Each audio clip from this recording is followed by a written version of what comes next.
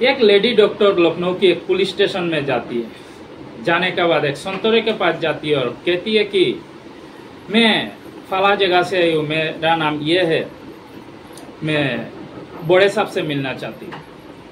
तो ये कहते हैं कि ठीक है, जाओ अंदर में बड़े साहब बैठा हुआ है। अब वहाँ जाती है और जाने के बाद कहती है कि पूछती है कि साहब आपको एक बात पूछनी थी। तो जो बड़े साहब होते हैं कहते हैं ठीक है पूछो क्या बात है।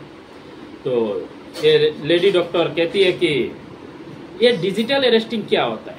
अब जो कुर्सी में बैठा हुआ साहब होता है उस लेडी डॉक्टर की तरफ देखते हैं और कहते हैं डिजिटल अरेस्टिंग ऐसा कुछ नहीं होता है, ऐसा कोई प्रावधान अभी तक नहीं आया। ये बात सुनकर लेडी डॉक्टर सकमका जाती है, वहाँ बेहोश हो जाती है। उसके बाद जो साहब होते हैं वो पूछते क्या हुआ मैडम, आप कुछ बताइए क्या हुआ आपका साथ। वो उधर पूछते हैं लेकिन ये जो लेडी डॉक्टर होते हैं कुछ जवाब नहीं देते। इसके बाद कुछ देर में जब उसका होश आती है उसके बाद ये कहते हैं कि मैं डिजिटल अरेस्टिंग हो चुका था, इसी वजह से मुझे 2 करोड़ 80 लाख रुपया देना पड़ा। ये सुनकर पुलिस का भी होश उड़ गए। पुलिस ने कहा कि ये तो आपके साथ फ्रॉड हुआ है, ऐसा कुछ प्रावधान आज तक हुआ ही नहीं है जो डिजिटल अरेस्टिंग हो। तो आप पहले आना चाहिए, ये घटना जब हुआ तो आप उसका पहले आना चाहिए आप हमारे पास। इसके बाद जो महिला होते हैं उसी पुलिस स्टेशन में FIR दर्ज करवाती है। तो कौन थी ये महिला, कैसे इसका साथ इतनी बड़ी रकम का फ्रॉड हुआ है, तो आइए जानते हैं। नमस्कार आदाब, आप सभी को स्वागत है मेरी यूट्यूब चैनल ये स्टोरी में। उम्मीद है कि आप अच्छे होंगे, अपने ख्याल रख रहे होंगे। आज की जो घटना है ये घटना उत्तर प्रदेश की राजधानी लखनऊ की है। लखनऊ की एक जगह लगता है कृष्णनगर, उसी इलाका का एक डॉक्टर 1 अगस्त 2024 को उनका पास एक फोन आता है। फोन में कहा जाता है कि मैं ट्राई से बात कर रहा हूँ। ट्राई यानी telecom regulatory of authority of India. आपकी नाम में जो जितने सिम है वो सबको बंद किया जा रहा है। आपकी नाम में इस सिम से बहुत 2 नंबरी काम हो रहा है, मनी लॉन्ड्रिंग की काम हो रहा है। मुझे आदेश दिया गया है सिम बंद करने की। अब जब डॉक्टर ये बात सुनती है वो कहती है कि आपको पता है आप किससे बात कर रहे हैं, आपको पता है मेरा इस नंबर कितने इम्पोर्टेंट है, आप कैसे मेरा सिम बंद कर रही है। अब ये सुनने के बाद ये कहता है हाँ मुझे पता है आप कौन है, आप डॉक्टर रुचिका टंडन है ना, आप Sanjay Gandhi post graduate institute medical science associate doctor Ruchika Tandon. तो जब ऐसे पूरे कॉन्फिडेंस से वो बोलता है तो ये जो डॉक्टर होती है ये भी थोड़ा सकमका जाती है। ये कहती है इतनी कॉन्फिडेंस से बोल रहा है, हो सकता है वो बाकोई किसी अधिकारी है। उसका बात वो कहती है तो मुझे आप क्या करना चाहिए, मुझे नहीं पता, इतने सिम मेरा है ही नहीं। उसका बात कहती है मुझे तो ये नहीं पता मुझे क्या करना है, लेकिन आपके नाम में आपकी सिम से फर्जीवाड़ा हुई है, आप राष्ट्र विरुद्ध में आप काम कर रही है, तो इसका वजह से आपको जो CBI है वो भी आपको फोन करेगी। मेरा पास सिर्फ इतना मुझे इतना आदेश दिया गया आपका जितना सिम है वो बंद करना है। ये कहने के बाद फोन काट देता है और फिर वो फोन काटता ही है और फिर एक वीडियो कॉल आता है उसका पास। वीडियो कॉल आने के बाद वो जो डॉक्टर होती है देखकर दंग रह जाती है, वो डरी हुई सहमी हुई थी क्योंकि जब वीडियो कॉल आता है तो उसमें एक IPS अधिकारी की फोटो लगा हुआ था, वो देखकर डर गई थी। अब ये फोन रिसीव करती है, उसके बाद कहा जाता है क्या आप डॉक्टर रुचिका टंडन बात कर रही है, कहते हैं हाँ मैं रुचिका टंडन ही हूँ। अब वो जो होता है वो कहता है कि मैं IPS क्राइम ब्रांच IPS की जो CBI की क्राइम ब्रांच की IPS राहुल गुप्ता बात कर रहा हूँ। तो आपकी जो जितने सिम है वो सब बंद किया जाएगा, आपके ऊपर मनी लॉन्ड्रिंग की केस है। क्या आप नरेश गोयल को जानते हैं जो जेट एयरवेज के मालिक है, जिनका ऊपर मनी लॉन्ड्रिंग की केस है? वो कहते हैं नहीं मैं ऐसा कोई किसी को नहीं जानती। कहते हैं कि उसका नाम के साथ आपका ये जो सिम है उसका साथ मिलकर आपने ये मनी लॉन्ड्रिंग की की है, उसका केस है आप पर। ये सुनकर जो डॉक्टर होती है ये सकमगा जाती है और डर जाती है। ये कहती है तो फिर आप क्या करना है, तो कहती है कि देखिए आपको 2 घंटा में मुंबई आना है, Mumbai crime branch, CBI crime branch में आना है। तो ये कहती है कि मैं ऐसे कैसे आ सकती हूँ, क्योंकि आज तक ऐसा कोई मशीन नहीं बना जो 2 घंटा में लखनऊ से मुंबई पहुंच जाएगी। और अलग अलग प्रक्रिया है, जैसे हो सकता है हवाई जहाज में, लेकिन इसके लिए भी आपको पहले टिकट काटना पड़ेगा, फिर बुकिंग करना पड़ेगा, फिर जाना पड़ेगा। लेकिन इतनी जल्दी में कैसे हो सकता है? तो कहती है मैं कैसे आ सकती हूँ इतनी जल्दी, सिर्फ 2 घंटा में। तो कहते हैं ठीक है, तो आपको एक ऑप्शन है आपके पास, आप हमें डिजिटल अरेस्टिंग दे दीजिए। तो ये पूछती है कैसे, तो वहाँ से बताया जाता है कि जो आपका मोबाइल में ऐसा ऐसा एक फाला ऐप डाउनलोड कीजिए, उसके बाद आप वीडियो कॉल करते रहिए। आपको डिजिटल अरेस्टिंग का मतलब है आपको जब भी कुछ करना है आप वीडियो कॉल करते रहिए, आपको हमें देखना है आप क्या कर रही है, कहाँ जा रही है, किससे बात कर रही है, लेकिन आपको घर के किसी भी सदस्य से बात नहीं करनी है, आपका रूम में रहना है, आप किसी दूसरे सदस्य के साथ बात नहीं कर सकते, और हम जो बता रहे हैं आप उसी हिसाब से काम करना पड़ेगा। तो जो लेडी डॉक्टर है वो तैयार हो जाती है, वो कहती है ठीक है कोई बात नहीं। अब उसको उस एप्स डाउनलोड करता है, डाउनलोड करती है और फिर उसे वो डिजिटल अरेस्टिंग दे देती है। अब वो रूम में अपनी कमरों से बाहर नहीं निकलती, वहाँ ही खाती है, पीती है, सोती है, उसका साथ बातचीत किया जाता है। उसके बाद शाम रात हो जाती है, फिर कहती है कि मुझे नींद आ रही है। कहती है ठीक है कोई बात नहीं, लेकिन आपको वीडियो जो वो होते रहना चाहिए, आपको बंद नहीं करना है।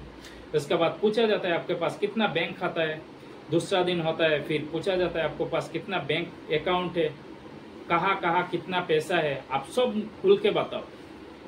आप वो बताते जाती है, लेकिन और कहता है कि और बताओ आपके पास, आप याद करो और कहाँ रखा है पैसा।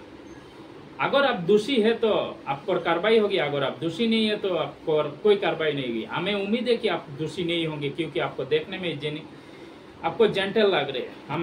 हमारी उम्मीद है कि आप ऐसे नहीं होंगे, तो आप बताइए।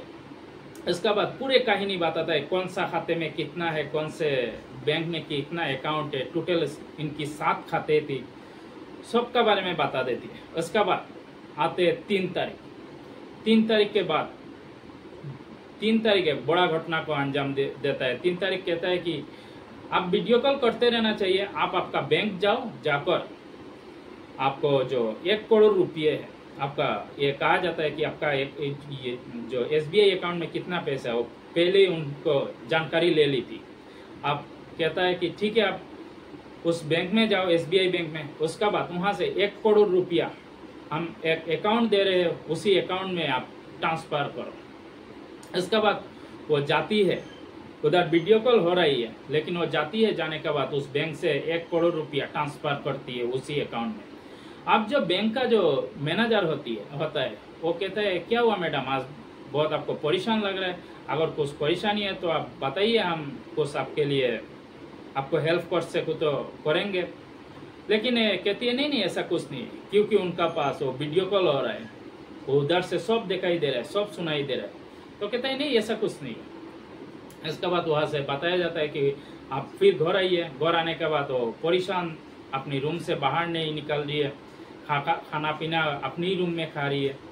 तो उसका जो बच्चे है, उनका भी बच्चे भी थे, तो बच्चे कहते क्या हुआ माँ, आज बहुत ज़्यादा परेशान लग रही है आपको। कहते हैं नहीं ठीक है, मेरा तबीयत थोड़ा ख़राब है, मुझे कोई डिस्टर्ब मत करो, मैं रूम में थोड़ा रेस्ट कर रही हूँ। उसके बाद उसको कोई डिस्टर्ब नहीं करता और वो अपने ही रूम में जाकर सो जाती है, अपने ही रूम में उन लोगों से बात करते रहती है।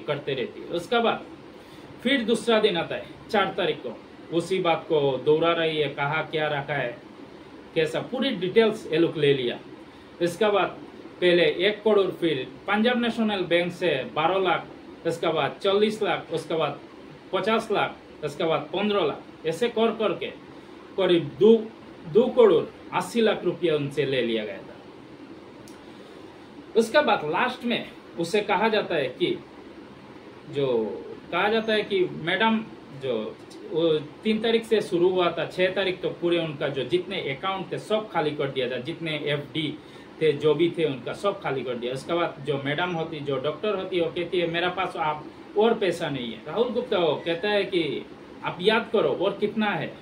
तो जो मैडम होती है वो कहती है सिर्फ मेरा पास आप 2 लाख रुपये ही बाची है और कुछ नहीं है, मेरा सब कुछ दे दिया आप लोगों को।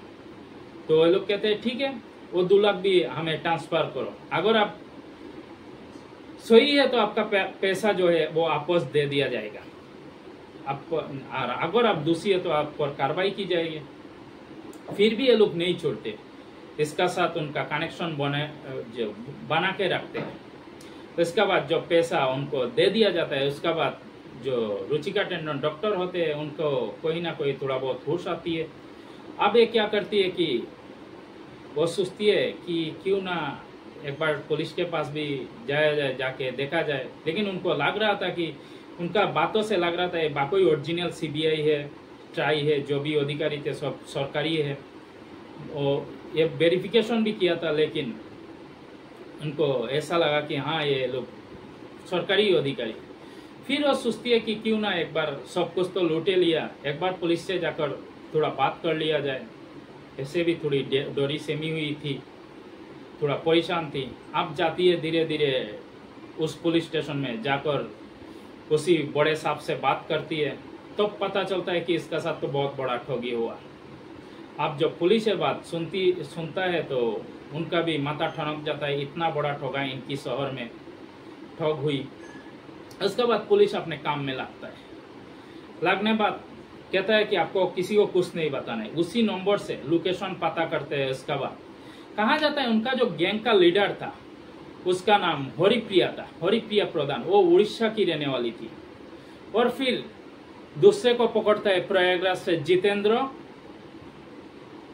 जितेंद्र प्रताप यादव। फिर तीसरा राजस्थान से जो लोकेश यादव, फिर पवन यादव। ऐसे करीब 11 लोगों को गिरफ्तार करता है पुलिस। करने के बाद ये भी कहा जाता है जितने पैसे लूटा गया था सबको वापस ले लिया था इन्होंने। वो क्रिप्टो करेंसी के जरिए उसको जिस अकाउंट में वो पैसा भेजा गया था, ये बहुत गरीब लोग थे, इनको थोड़ा बहुत पैसा की लालच दिया गया और फिर उसी पैसा क्रिप्टो करेंसी में लगा दिया गया, कुछ फिक्स भी कर दिया गया। लेकिन ज्यादातर पैसा जो है कहा जाता है कि 2 करोड़ 30 लाख जैसे पैसा ये लोग वापस ले लिया, अपने कब्जे में ले लिया। बाकी जो है वो फिक्स कर दिया, इसी वजह से नहीं ले पाया।